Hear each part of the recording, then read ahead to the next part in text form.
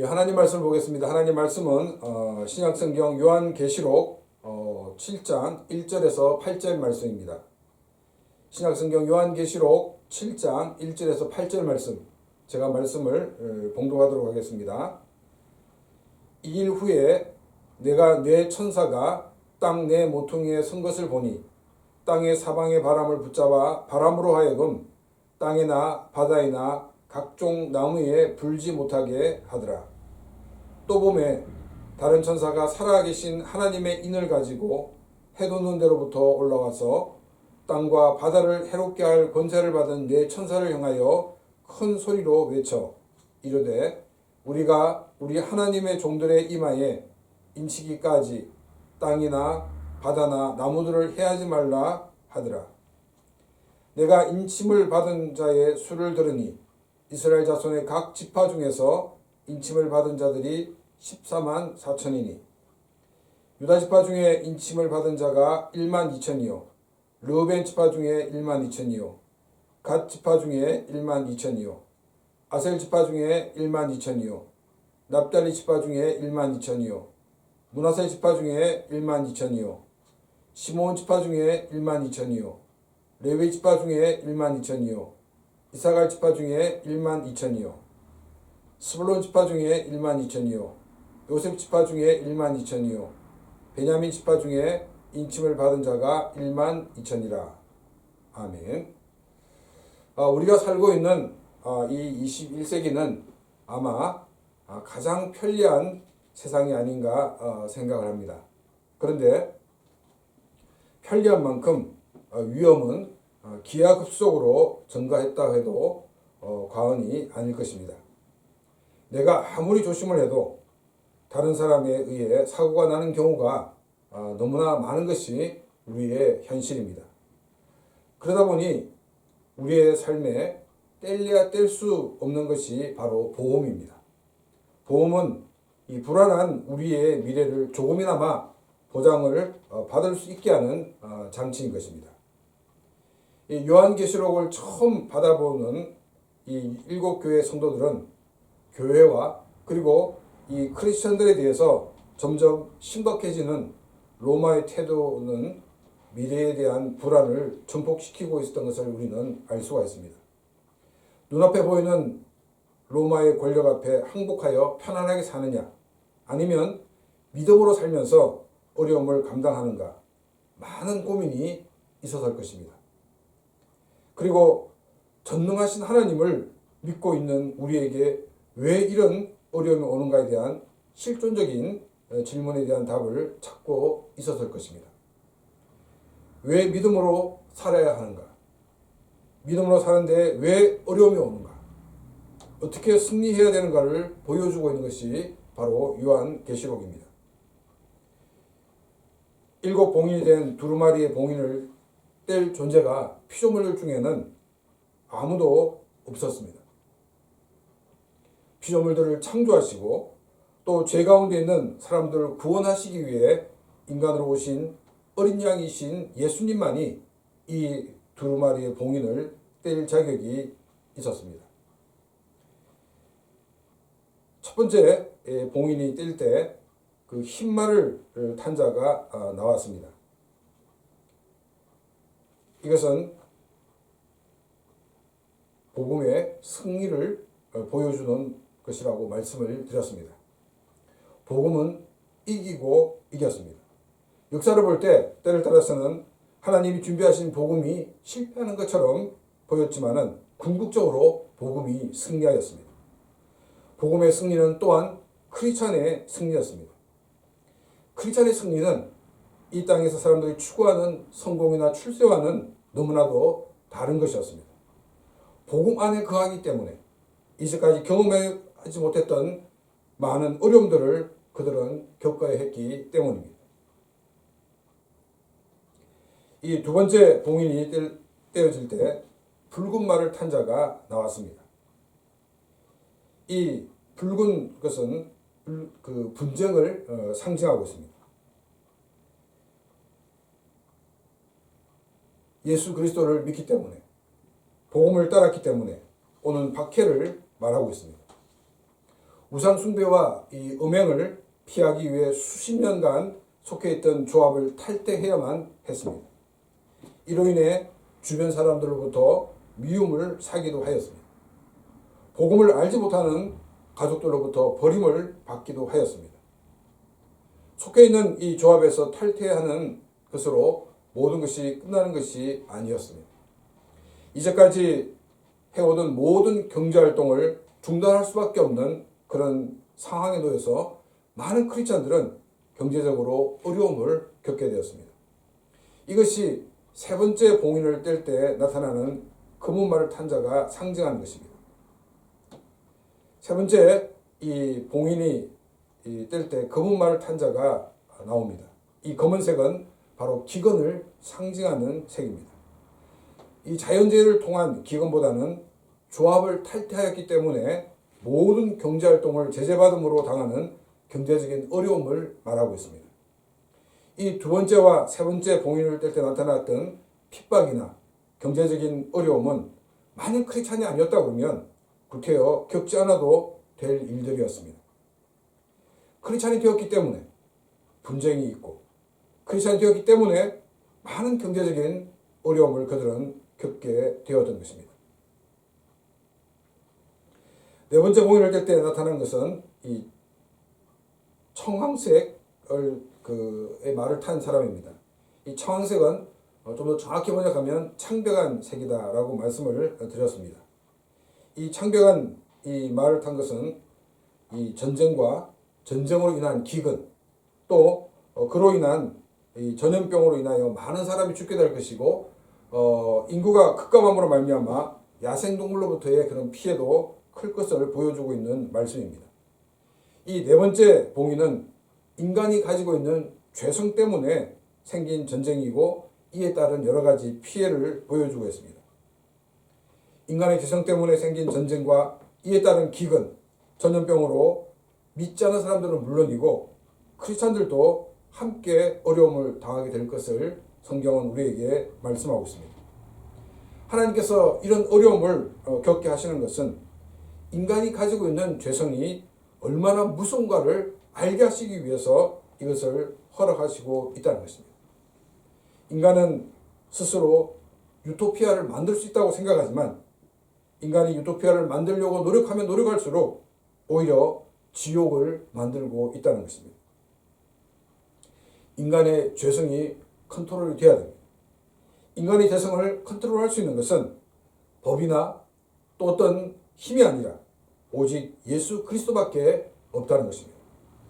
예수 그리스도 없이 인간은 유토피아를 이룰 수가 없는 것입니다.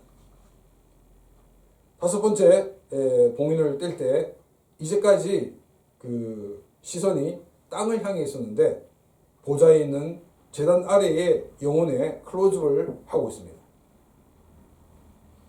이들은 하나님 말씀 때문에 또 법정에서 예수 그리스도를 주로 신한 것 때문에 죽임을 당하는 사람들이었습니다. 또 어떤 분은 꼭 순교를 당하지 않아도 하나님의 말씀을 붙들고 또 예수 그리스도를 주로 고백하는 삶을 사는 모든 사람을 대표하는 말이다 라고 말씀을 하기도 하였습니다. 이들의 탕은 그리고 하나님의 위로가 기록되어 있습니다. 하나님께서는 이들에게 승리의 상징인 흰옷을 주셨고 잠시 쉬어라고 말씀을 하셨습니다. 하나님께서 그 모든 억울함을 다 풀어주시겠다는 것입니다. 그리고 또 하신 말씀이 순교의 수가 차기까지 할 것이라고 말씀을 하셨습니다. 이 말씀의 의미는 순교자의 삶은 주님이 오실 때까지 계속될 것이라는 것을 말하고 있습니다. 그리고 그 수가 차기까지라는 이 말은 계속성만이 아니라 끝이 있다는 것을 우리에게 알려주고 있습니다. 영원히 계속될 것과 같은 그런 박해가 반드시 끝이 있다는 것입니다. 크리스찬들은 주님이 오시는 그날까지 하나님의 말씀을 붙들고 살아야 하고 예수 그리스도를 주로 고백하는 삶을 살아야 한다는 것을 우리에게 말씀하고 있습니다. 여섯째 봉인이 떼졌습니다. 이 여섯째 봉인이 떼진 후에 상상할 수 없는 천재지변이 있게 된 것을 우리가 보았습니다. 권력을 가지고 있는 왕이나 귀족, 장군들, 그리고 상인들도 모두 두려워 떨게 되었습니다.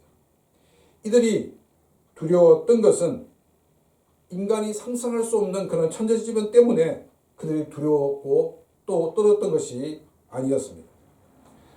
성부 하나님의 얼굴과 성자 예수님의 진노 때문에 그것이 두려워서 그들은 두려워 떨었던 것입니다.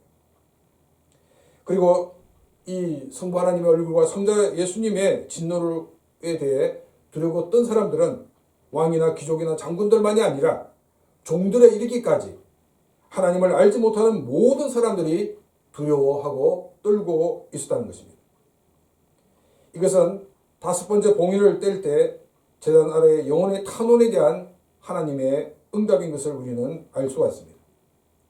왕들로부터 종들에 이르기까지 성부 하나님의 얼굴과 성자 예수님의 진노를 두려워하는 사람들은 이렇게 고백을 하고 있습니다. 6장 17절 말씀입니다. 그들의 진노의 큰 날이 이르렀으니 누가 능히 서리요 하더라. 권력을 가지고 있는 로마의 황제도 또 원로원의 원로들도 장군도 부자도 모두 두려워 떨고 있습니다. 심지어 그들은 산을 향해서 바위를 향해서 자기 앞에 무너져 자기를 감춰달라고 그들은 호소를 하였습니다. 우리가 어디에 갇혀 있으면 얼마나 답답합니까? 또 얼마나 힘듭니까? 그런데 차라리 그렇게 하는 것이 덜 두렵다는 것이 이들의 고백이었습니다. 오늘 본문 말씀은 바로 이 17절에 대한 이 대답을 소개하고 있습니다. 왕들도 두려워서 설 수 없는 그 자리에 과연 누가 설 수 있는가? 1절 말씀입니다. 2일 후에 내가 내 천사가 땅 내 모퉁이에 선 것을 보니 땅의 사방의 바람을 붙잡아 바람으로 하여금 땅이나 바다이나 각종 나무에 불지 못하게 하더라. 먼저 2일 후에라는 이 말은 시간의 연속성을 말하고 있는 것이 아닙니다. 우리가 영화를 보게 되면 종종 주인공과 이제까지 싸우던 적과 갑자기 한편이 되어 또 다른 적과 싸워서 위기를 넘기는 그런 장면이 나옵니다. 그리고는 갑자기 일주일 전 이렇게 자막이 나오면서 이 주인공과 적이 어떻게 손을 잡게 되는가 배경을 설명하고 있습니다. 오늘 본문 말씀은 영화에서 시간을 되감아 일주일 전이라고 하는 것처럼 상상할 수 없는 천재지변이 있기 전으로 돌아가는 것을 우리에게 보여주고 있습니다. 그리고 여기 그 성경 구절 밑에 이렇게 두루마리가 있는데 아직 7번째 봉인이 남아있는 것을 기억하고 우리는 이 말씀을 계속 봐야 한다는 것입니다. 그래서 이 그림을 넣어놨습니다. 또 말씀해 보면 이 네 천사가 땅 네모퉁이에 선 것을 보니 란 이 말은 지구의 모양이 네모난 것을 말하고 있는 것이 아니라는 것입니다. 우리가 사방이 막혔다라는 이 말을 할 때 딱 4가지의 방향을 얘기하고 있는 것이 아니라 모든 방향에서 모든 일이 다 이렇게 막히게 된 것을 이야기를 하고 있습니다. 땅의 사방의 바람을 붙잡아라고 하는 이 말씀은 모든 방향에서 바람을 불지 못하게 하고 있다는 것입니다. 또 여기 바람은 태풍과 같은 실제적인 바람을 말하고 있는 것이 아니라 여러 가지 피해를 입힐 것에 대한 상징을 표현하고 있는 말씀입니다. 네 천사가 피해를 입힐 일이 일어나지 못하도록 붙들고 있는 것을 우리는 보게 됩니다. 2절 말씀입니다. 또 봄에 다른 천사가 살아계신 하나님의 인을 가지고 해 돋는 데부터 올라와서 땅과 바다를 해롭게 할 권세를 받은 네 천사를 향하여 큰 소리로 외쳐. 여기 다른 천사라는 이 말을 통해서 네 천사가 아닌 다른 천사인 것을 말하고 있습니다. 그런데 이 천사는 살아계신 하나님의 인을 가지고 있다라고 말하고 있습니다. 이 인은 이 소유를 표시할 때 사용하는 것입니다. 이 아수산에 가보면 이 방목하는 목장에 많은 소들이 있습니다. 근데 그 소의 엉덩이 부분에 이 낙인이 찍혀 있습니다. 낙인이 있다는 것은 주인이 있다는 것입니다. 천사가 살아계신 하나님의 인을 가지고 온 것은 하나님의 소유인 것을 표시하기 위해서입니다. 우리가 왜 나의 것에, 자신의 것에 자신의 소유를 표시합니까? 자신의 것을 지키기 위해서입니다. 천사가 하나님의 종들에게 인을 치는 것은 하나님께서 하나님의 소유된 하나님의 종들을 지키시고 보호하시는 것을 우리에게 보여주고 있습니다. 우리의 창조주이시고 우리를 예수 그리스도의 피값으로 사신 하나님은 우리의 주인이십니다. 이 삼위일체 하나님은 우리를 지키시고 우리를 보호하시고 우리를 인도해 주시는 분이십니다. 어떤 어려움을 만나더라도 두려워하지 말기를 바랍니다. 하나님께서 나의 주인이 되셔서 나를 책임지시고 나를 지키시고 나를 보호해 주시는 하나님이십니다. 그리고 이 하나님에 대해서 살아계신 하나님이라고 말하고 있습니다. 이 땅에서 사람들이 섬기는 많은 신들은 인간의 손에 의해서 만들어진 존재입니다. 혹은 산과 나무와 같은 하나님이 만드신 피조물들입니다. 혹은 그리스나 로마 신화에 나오는 인간의 상상에 의해 만들어진 존재가 있기도 합니다. 그러나 우리가 섬기는 이 하나님은 인간의 손에 만들어진 것 같은 존재가 아닙니다. 또한 만들어진 피조물이 아닙니다. 또 인간의 상상에 의해서 만들어진 것이 아니라 실제로 살아계신 분이라는 것입니다. 로마의 황제만이 살아있는 것이 아니라 우리 하나님이 살아계신 하나님이십니다. 우리의 주인이 되시고 우리를 책임지시고 우리를 지키시고 우리를 보호해 주시는 분이 바로 우리가 섬기는 살아계신 하나님이십니다. 그 하나님은 지금도 모든 일을 하고 계십니다. 하나님은 살아계셔서 하나님께 모든 것을 맡기는 자들의 기도를 들으시고 또한 그 가운데 모든 것을 이루어나가시는 그런 하나님이신 것을 우리는 기억해야 됩니다. 그래서 우리는 우리의 삶 속에서 이런 하나님을 바라보며 하나님의 놀라운 역사를 체험하는 그런 귀한 삶이 되기를 바랍니다. 또 천사가 해 돋는 데로부터 올라와서라고 이야기를 하고 있습니다. 이게 해 돋는 데부터 올라왔다는 이 말은 하나님의 은혜가 임하고 있다는 것을 상징적으로 표현하는 표현입니다. 우리가 구약에 보게 되면 야곱이 하나님의 천사와 씨름을 하고 하나님께 항복한 다음에 이제 형 에서를 만나기 위해 갈 때 달일은 비록 절고 있었지만 해가 떠오르는 장면이 나오고 있습니다. 이 장면을 통해서 하나님의 은혜가 임하고 있음을 보여주고 있습니다. 우리 하나님은 하나님께 항복하는 자에게 하나님 앞에 나오는 자에게 언제나 은혜로 채워주시는 그런 하나님이신 것을 우리는 기억해야 됩니다. 그래서 우리는 이 은혜의 하나님, 그 풍성한 하나님의 은혜 가운데 거하며 더 큰 기쁨과 감사를 누리는 그런 귀한 삶이 되기를 바랍니다. 이 천사가 네 천사를 향해 소리를 치는데 이 천사는 땅과 바다를 해롭게 할 권세를 받은 자에게 큰 소리를 외쳤는데 뭐라고 외쳤냐면 이 하나님의 종들의 이마에 인칠 때까지 땅이나 바다나 나무를 해하지 말라라고 이야기를 하고 있습니다. 우리가 살아가는 가운데 모든 일이 잘 되어나가는 이 모든 것은 내가 뛰어나고 또 나의 주변 사람들이 뛰어나서가 아니라 하나님께서 모든 것을 간섭하시고 또 인도하시기 때문입니다. 특별히 하나님은 우리 인간을 이 자연 법칙 아래 두셨습니다. 만약 하나님께서 이 자연 법칙을 거두가면 한순간에 이 자연은 큰 혼동에 빠질 것입니다. 그래서 하나님은 우리에게 평화를 주시고 또 우리에게 안정된 삶을 이 모든 주신 것은 바로 우리에게 하나님의 자녀이기 때문에 우리에게 이런 은혜를 베풀어 주신다는 것입니다. 또 여기 그 하나님의 종들의 이마에 인치기까지라고 이야기를 하고 있는데 이 하나님의 종들에게 이마에 인을 친다는 것이 무엇이겠습니까? 제가 고등학생 때 기도원에 간 적이 있습니다. 근데 기도원에 그 전도사님이 이제 기도를 받기를 원하는 분들을 기도해 주시면서 꼭 기도하기 전에 사람 이마를 이렇게 까고는 이마를 이렇게 보는 거예요. 저는 이제 그 모습을 보면서 보통 사람 눈에는 안 보이는데 저렇게 기도를 많이 하는 사람에게는 저로 하나님의 임하는 것이 보이는가 이런 생각을 가진 적이 있습니다. 이 3절 말씀은 천사가 사람을 보고 너는 하나님의 사람이니까 인을 쳐줄게. 넌 하나님 사람이 아니니까 인을 칠 수 없어. 이렇게 한 것이 아니라고 했습니다. 이 3절은 복음이 확장되는 것을 상징적으로 보여주고 있습니다.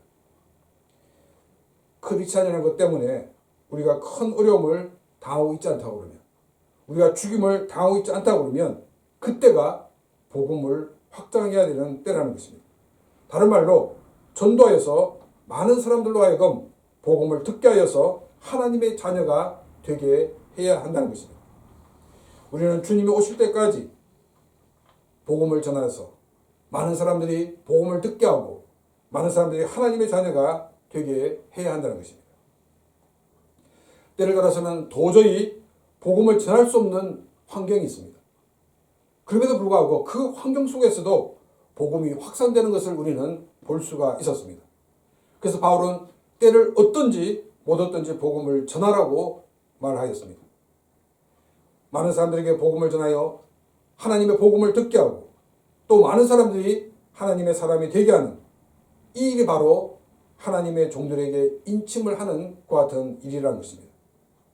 우리가 전한 그 복음을 통하여 많은 사람들이 하나님 백성 되는 그런 귀한 일들을 감당하는 복된 삶이 되시기를 바랍니다. 4절 말씀입니다. 내가 인침을 받은 자의 수를 들으니 이스라엘 자손의 각 지파 중에서 인침을 받은 자들이 14만 4천이니, 여기 인침을 받은 사람이 14만 4천이라고 이야기를 하고 있습니다. 이 많은 이단들은 이 14만 4천이라는 숫자를 그대로 받아들여서 구원받은 사람이 14만 4천 명밖에 없다라고 이렇게 이야기를 하고 있습니다. 그러면서 그들은 어떻게 얘기하냐면, 만일 여러분이 14만 4천 1번째가 되면 얼마나 억울합니까? 그 하나 때문에 구원받지 못한다면 얼마나 억울합니까? 우리가 14만 4천에 들어가기 위해서 열심히 노력해야 됩니다. 이렇게 행위를 강조합니다. 이 14만 4천은 정수 14만 4천 명만이 구원을 받는다는 것이 아니라 많은 사람들이 구원받는 것을 말하고 있습니다. 또 여기 말씀을 보게 되면 그 인침을 받은 사람들이 이스라엘 자손의 각 지파 중에서라고 얘기하고 있습니다. 여기서 이스라엘은 혈통적인 이스라엘을 말하고 있는 것이 아닙니다. 예수 그리스도를 주로 믿어서 구원받은 새로운 이스라엘, 크리스찬들을 말하고 있습니다. 제가 자주 말씀을 드리지만 우리는 이 혈통적인 이스라엘이라고 하면 괜히 기가 죽습니다. 근데 우리 기가 죽을 필요 없습니다. 성경이 말하는 것은 혈통적인 이스라엘이냐 아니냐가 중요한 것이 아니라 예수 그리스도를 믿고 있느냐, 이것이 더 중요하다고 우리에게 말하고 있습니다. 또 많은 크리스찬들은 이스라엘이 하는 그 모든 일에 대해서는 무조건 찬성하는 경우도 있습니다. 그것도 바른 모습이 아니란 것입니다. 혈통이 중요한 것이 아니라 아브라함의 그 약속을 믿고 있느냐, 그 믿음 가운데 있느냐, 이것이 새로운 이스라엘의 중요한 요인인 것을 우리는 기억을 해야 됩니다. 갈라디아서 3장 29절 말씀입니다. 너희가 그리스도의 것이면 곧 아브라함의 자손이요 약속대로 유업을 이을 자니라. 너희가 그리스도의 것이면, 예수 그리스도의 소유가 되었으면, 다른 말로 하면 예수 그리스도를 주로 믿으면 곧 아브라함의 자손이라고 얘기하고 있습니다. 그리고 그 하나님이 약속하신, 아브라함에게 약속하신 그 약속을 상속받을 사람이라고 이야기를 하고 있습니다. 이 14만 4천이라는 이 숫자는 또한 우리에게 무엇을 보여주고 있냐면 신구약의 연속성을 또한 우리에게 보여주고 있습니다. 이스라엘은 12지파로 구성되어 있습니다. 이 12지파로 구성되게 된 것을 왜 그러냐면 야곱의 아들들이 12명 있었는데 이 12명이 이스라엘 12지파의 선조들입니다. 이 요한계시록도 이 12지파가 나오는데 굉장히 숫자적으로 굉장히 이렇게 12라는 숫자를 맞추고 있는 것을 볼 수가 있습니다. 좀 더 자세히 설명을 드리면 이제 여기 나와 있는 이름이 12아들의 이름입니다. 자, 이 두 번째 나오는 이 이름은 이스라엘 백성들이 출애굽을 하고 난 다음에 가나안 땅에 들어가서 땅을 분배하게 됩니다. 땅을 분배할 때 받았던 지파의 이름입니다. 그런데 여기서 우리가 주목해야 되는 것은 뭐냐면 레위 지파가 이 땅을 분배받는 데서는 제외가 되었습니다. 하나님께서는 이 레위 지파는 하나님을 섬기는 것이 그들의 기업이기 때문에, 그들의 일이기 때문에 땅을 분배해 주지 않으셨습니다. 그러면 12 중에서 레위 지파가 빠지니까 몇 명입니까? 11개가 됩니다. 그런데 이 수를 보게 되면 12가 됩니다. 그러니까 의도적으로 12라는 숫자에 맞췄던 것을 우리가 보게 되는데, 이 요셉 지파를 이 에브라임과 므낫세 지파로 둘로 나누게 됩니다. 그래서 12라는 숫자에 의도적으로 맞추고 있는 것을 우리가 볼 수가 있습니다. 다음 이 세 번째 이 이름은 이 요한계시록에 나와 있는 12지파의 이름입니다. 근데 조금 전에 설명드렸을 때 이스라엘 백성들이 토지를 분배받을 때 레위 지파가 빠졌다고 그랬습니다. 그런데 이 요한계시록에서는 레위 지파가 들어와 있습니다. 그러면 총 몇 지파가 됩니까? 13지파가 돼야 됩니다. 그런데 요한은 12라는 숫자에 맞추고 있습니다. 먼저 제일 처음에 나온 것이 이 유다 지파가 맨 서도에 나와 있고, 그리고 이 단 지파를 아예 빼버렸습니다. 그리고 이 에브라임 지파를 요셉 지파로 이름을 바꿨습니다. 유다 지파가 맨 먼저 나온 것은 유다 지파 가운데 그 메시아가 오셨기 때문에 맨 먼저 거론하지 않았나 이렇게 보고 있습니다. 이 단지파가 빠진 것은, 이 단지파는 어떤 문제가 있었냐면 이 토지 분배를 했을 때 단지파는 이 적극적으로 이 가나안 사람들과 싸우려고 하지 않았습니다. 그래서 하나님 주신 그 땅을 취하려고 마음을 먹지 않았습니다. 이것은 그들이 평화주의자이기 때문이 아닙니다. 그들은 하나님의 약속의 말씀을 믿지 않았기 때문입니다. 그래서 이 요한은 단인 지파의 이름을 완전히 빼지 않았나 이렇게 보고 있습니다. 또 에브라임 지파는 어떻게 보면 그 굉장히 큰 지파였는데 이스라엘 역사에 있어서 사사건건 문제를 일으킨 지파가 바로 에브라임 지파입니다. 그래서 요한은 이 에브라임 지파를 원래 그 아버지인, 그 에브라임의 아버지인 요셉의 이름을 가져와서 요셉 지파로 사용하지 않았나 이렇게 볼 수가 있습니다. 이 10이라는 숫자를 굉장히 의도적으로 맞추고 있었던 것을 우리가 볼 수가 있고, 예수님께서 이 제자들을 부르실 때 12명의 제자를 부르셨습니다. 이스라엘이 야곱의 12아들이 이제 그 시작의 근원점이 된 것처럼 새로운 이스라엘이 바로 이 12명의 제자를 통해서 이루어질 것에 대한 하나의 상징적인 모습이었습니다. 구약에 예언되어 있던 그 예언이 이 신약에도 동일하게 계속되는 것을 이 12제자를 택하신 모습을 통해서 우리에게 보여주고 있습니다. 예수님이 승천하신 이후에 가룟 유다가 이제 그 자살하고 난 그 자리를 메우기 위해서 제비를 뽑는 것을 보게 됩니다. 이 12명의 제자 중에서 가룟 유다가 죽었기 때문에 11명을 가지고 사역을 해도 괜찮은데 제비 뽑기를 해서 이제 이 마띠아를 그 결혼한 자리에 넣어서 12명의 숫자를 채우고 있는 것을 우리가 보게 됩니다.